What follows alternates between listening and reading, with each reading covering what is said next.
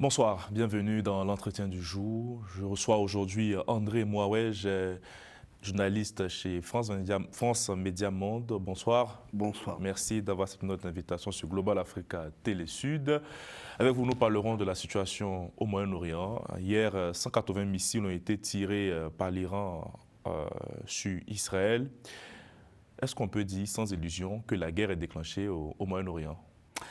Écoutez, de toute façon, à entendre le discours de tous les acteurs de la région, ou bien de cette crise, on comprend d'emblée qu'on est dans une logique d'affrontement, une logique de guerre.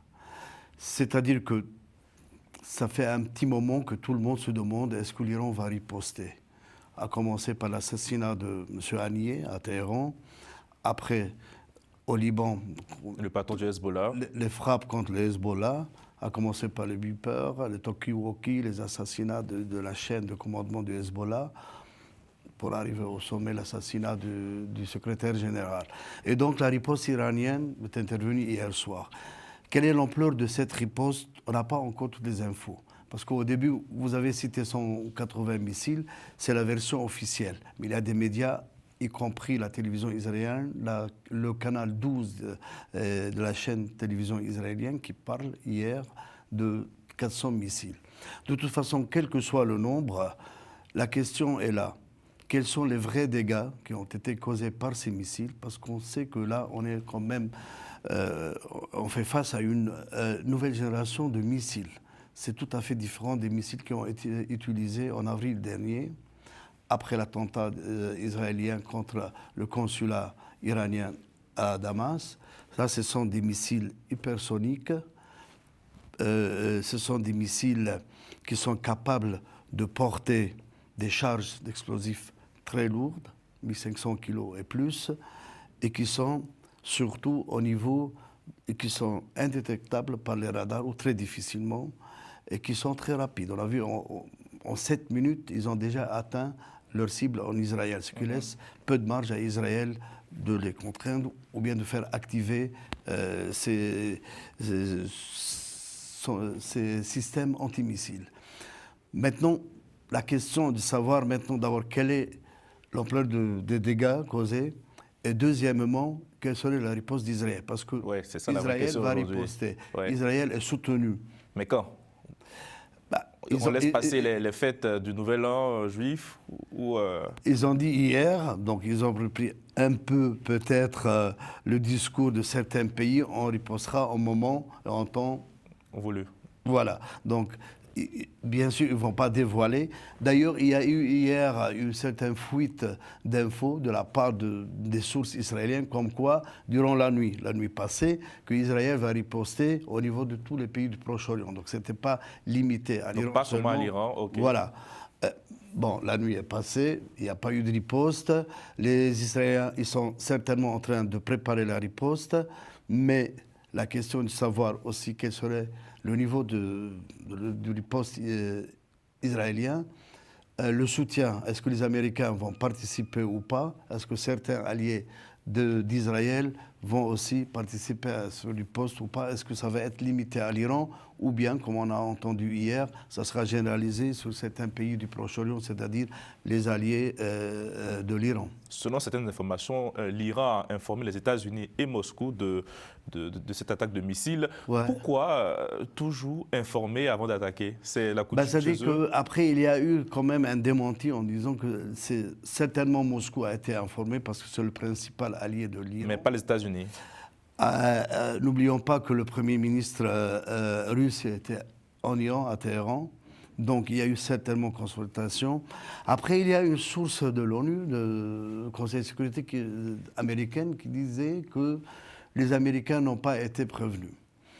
On ne sait pas exactement où est-ce qu'elle est la vérité, mais de toute façon, jusqu'à maintenant, la règle, ce qu'on appelle la règle d'affrontement ou de combat entre les deux parties, la dernière aussi riposte, ils étaient informés.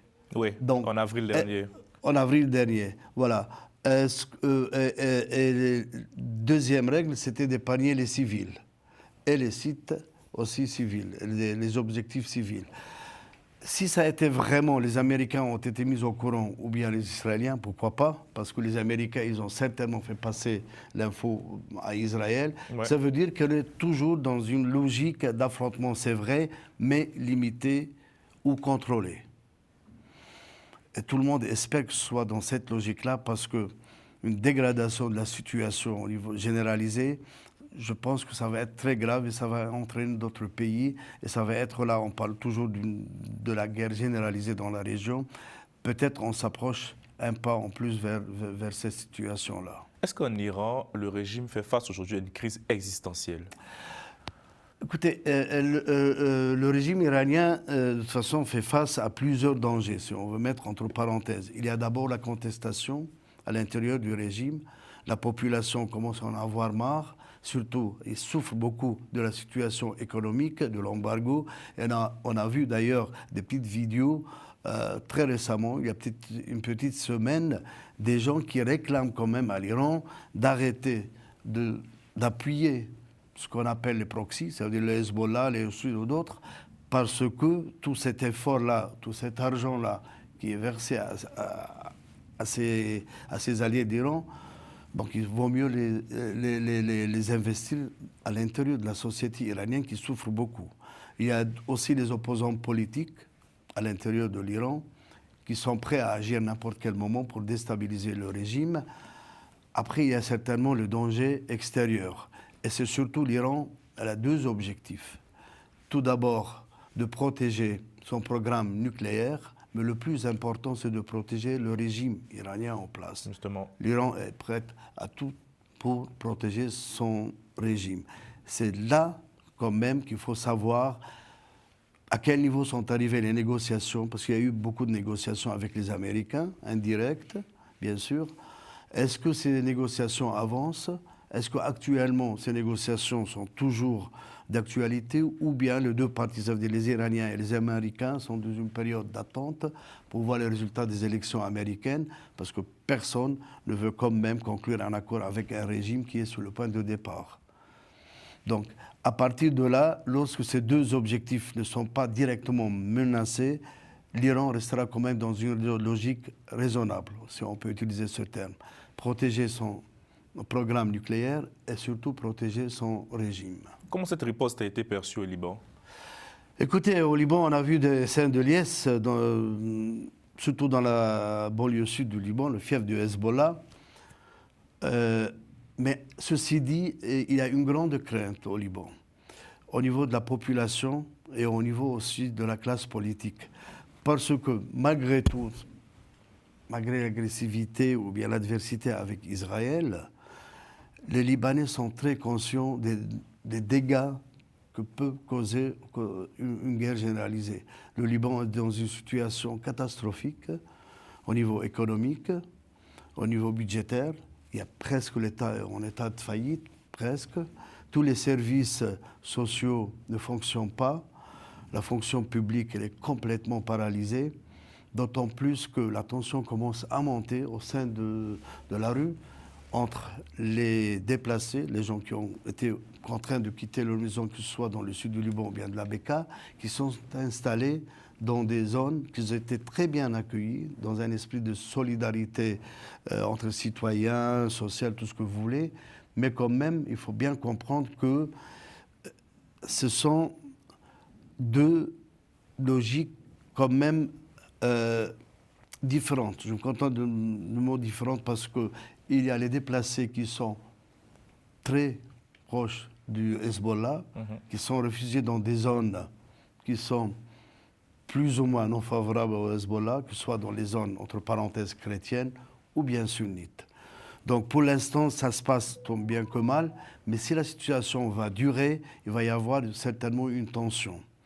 Parce que les scènes de liesse qu'on a vues hier dans la banlieue sud de Beyrouth, ils ont été quand même reçus d'une façon très réservée dans l'autre côté du pays. Et donc cette riposte iranienne peut aggraver la division qui existe déjà même au Liban. Hein. Elle peut même entraîner peut-être une tension qu'on va apercevoir sur le terrain. Surtout qu'il y a un vide sécuritaire sur le terrain. Pour l'instant, il n'y a personne qui quand même contrôle la situation. L'armée libanaise ne bouge pas, les forces de sécurité sont paralysées à cause de la situation, l'effondrement de l'État, et donc les gens sont livrés à eux-mêmes, plus ou moins. Il y a quelques ONG, c'est surtout au niveau local, qui sont là pour plus ou moins aider les gens, pour stabiliser un peu la situation, mais à part ça, il y a vraiment, donc on peut dire que le feu est vraiment sous le centre. Mais quels sont les réels buts d'Israël en s'attaquant au sud du Liban, à part détruire le Hezbollah? Est-ce qu'il n'y a pas aussi une volonté de créer un État satellite? Le discours officiel d'Israël est très clair. Ils disent que toute cette opération s'est menée contre le Hezbollah et que Israël n'est pas l'ennemi du peuple libanais. Mais on voit très bien que malheureusement, la plupart des victimes, ce sont des civils. Donc Israël, l'objectif d'Israël, déclaré au moins, c'est de sécuriser ses frontières avec le Liban et de permettre à ses colons de revenir dans leur région, c'est-à-dire le nord d'Israël. Et deuxième moment, c'est le démantèlement du Hezbollah. Non pas seulement la structure militaire, qui peut causer constituer un danger direct, derrière. Parce que le Hezbollah, comme on le sait, c'est un parti idéologique, confessionnel, qui est directement attaché à l'Iran. Si on peut le dire, c'est ce qu'on dit au Liban, d'ailleurs le langage, si je traduis, c'est l'enfant de la révolution iranienne. Sans la révolution iranienne, le Hezbollah n'aurait pas existé. Donc, est-ce qu'on peut parler, c'est toute la question est là, est-ce qu'on peut parler de Hezbollah, une branche politique et une branche militaire? Je pense, moi, à mon niveau, que c'est un peu difficile de séparer. De toute façon, la réponse dépend du Hezbollah.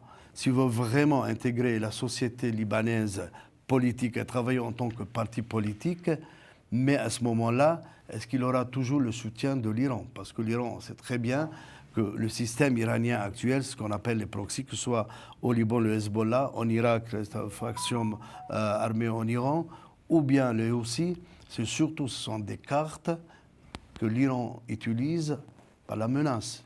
C'est-à-dire qu'ils peuvent brandir la menace de la sécurité des pays de région à chaque moment que l'Iran se sent un peu coincé. Est-ce que le Hezbollah va quand même être capable de faire cette séparation et dire maintenant ça y est, les dégâts sont tellement énormes, il faut quand même prendre les choses telles qu'elles sont, la réalité du terrain, et on se contente de travailler en tant que parti politique, tout en sachant que le Hezbollah n'est pas déclaré comme parti.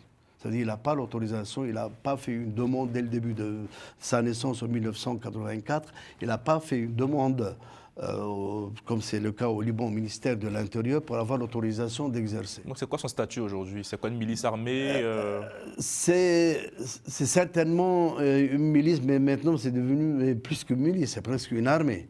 Et qui est une armée plus forte que l'armée libanaise, et qui est une armée quand même, il est bien organisé au niveau régional. On a vu bien qu'il est capable même de riposter au niveau, il a un arsenal de missiles, il a toutes sortes d'armes. Le problème, c'est que le Hezbollah actuellement, grâce à sa branche armée, a pu exercer une influence sur la vie politique dans le pays. Est-ce que cette branche armée, ces forces armées, militaires, est-ce qu'il sera capable d'avoir toujours le même poids dans la vie politique? Parce que la vie politique libanaise est répartie en trois. Je parle des chiites, les sunnites et les chrétiens qui dirigent un peu le pays. Oui, en gros, c'est ça. Mais non, mais selon la Constitution, ils ont leur place. C'est-à-dire le président du Parlement est toujours chiite. Ça, personne ne le touche. Ce n'est pas grâce au Hezbollah ni grâce à ces armes qu'ils ont obtenu ça. Ça, ce sont les accords de Taïef qui ont été conclus en 1990, qui ont mis fin à la guerre civile. Mais le Hezbollah a pris ce poids, l'influence sur la vie politique au Liban grâce à sa force militaire qui s'était imposée, surtout par ce qu'on appelle l'opération du 7 mai. Donc c'était en 2008, lorsqu'il a envahi les quartiers sunnites de Beyrouth. Et à ce moment-là, qu'il a commencé à affaiblir Hariri, le Premier ministre. Et donc, il s'est imposé grâce à ça. Maintenant, sans ses forces armées, sans sa branche armée, est-ce qu'il va avoir toujours ce pouvoir? Il va avoir sa place. Ça veut dire que la communauté chiite va avoir sa place dans le système politique libanais. D'accord? Parce que, donc, comme je viens de dire, la Constitution leur quand même garantit ça. Mais c'est surtout le niveau d'influence qu'ils cherchent. La vie politique actuellement, elle est réglée au bon vouloir du Hezbollah. Une dernière question. Sur la scène diplomatique, on sent un laisser-aller de la part de certaines puissances occidentales, notamment des États-Unis, qui ont réaffirmé hier leur soutien indéfectible à Israël en cas d'attaque de l'Iran. Il y a eu l'attaque au Liban. La France et les États-Unis ont appelé un cessez-le-feu, sans pour autant aller plus loin dans l'intervention. Est-ce qu'il y a une hypocrisie de la part de ces puissances occidentales-là qui avalisent le comportement d'Israël dans la région, ou c'est la toute-puissance d'Israël aujourd'hui? C'est surtout le cas des États-Unis et de l'Angleterre, de la Grande-Bretagne. Actuellement, ils ne parlent pas du tout que ce soit d'un plan de paix, ni des bons offices. C'est surtout la France. C'est le président français, hier, après la réunion du Conseil de la Défense, et sécurité, oui. Voilà, qui a appelé, mais de toute façon, il a appelé Israël et le Hezbollah, les deux côtés, quand même, à sortir un peu de cette logique d'affrontement. Mais en même temps, il a annoncé l'envoi d'un émissaire dans les pays du Proche-Orient. On sait très bien que le ministre des Affaires étrangères français, il était au Liban au début de cette semaine, mais sa mission était surtout humanitaire. Il a apporté avec lui de l'aide humanitaire. Et deuxièmement, pour sécuriser la communauté française ou les ressortissants français au Liban. Maintenant, qu'est-ce que cette initiative française du président Macron, moi, personnellement, je ne vois pas quand même l'aboutissement. Parce que bon, la France, c'est vrai qu'elle maintient de très bonnes relations avec tous les pays de la région. Elle est très appréciée sur le plan humanitaire, donc, comme je viens de dire. Mais le vrai poids, c'est surtout toujours du côté des États-Unis. La question, est-ce que la France, comme on dit, a vraiment les moyens de sa politique? On ne sait pas trop. Mais quel serait ce plan d'abord? Il faut une feuille de route, il faut savoir comment l'exécuter et il faut surtout avoir la capacité de l'imposer. Maintenant, il y a une réunion du Conseil de sécurité ce soir, on va voir qu'est-ce que ça va donner. Bon, toujours les États-Unis peuvent à n'importe quel moment brandir le veto. Est-ce que la voix de la France porte encore au Moyen-Orient aujourd'hui? Oui, la France, comme je viens de dire, elle est très appréciée, surtout au niveau culturel, au niveau des relations humaines. Mais est-ce que la voix porte? Elle est très appréciée, comme je dis, elle est très présente. De toute façon, la France, que ce soit culturellement ou bien au niveau humanitaire, mais tout le monde sait, malheureusement, en même temps qu'il y a deux volets. Il y a le volet donc, humanitaire, culturel, donc la France est très présente et très appréciée, mais tous les acteurs savent très bien que s'il y a un jour une solution, le garant, ce sera les États-Unis. Donc les Palestiniens, quand ils cherchent de négocier, il y a toujours la présence des États-Unis, qui peuvent être garants des accords. L'Iran négocie avec les États-Unis. Quand même l'Union européenne, jusqu'à maintenant, on n'a pas vu ni entendu une action. Hier, Joseph Borrell a appelé aussi donc, à l'accalmie, mais ça s'arrête là. Donc la diplomatie, la vraie diplomatie, et puis c'est surtout la capacité de régler ces problèmes-là et d'imposer un plan de paix et de le garantir, c'est les États-Unis. Merci beaucoup André Mohamed, journaliste chez France Média Monde. Merci à vous, chers téléspectateurs. Portez-vous bien et à très bientôt.